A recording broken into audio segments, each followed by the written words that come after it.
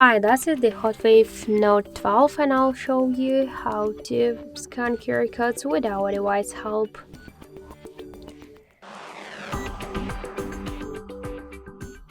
So open first the control panel and find here scan QR code icon. If you don't see this icon here, click to this edit icon, scroll down, find scan QR code, hold it and drag it to this up section. Then just go back to save the changes and now just click here to scan QR code icon. Now we should place inside of our frame our QR code, so let's do that. Now just wait a second, tap to open button, be sure that you're connected to the internet, to Wi-Fi or mobile data, just wait a second and after that, okay, we'll just automatically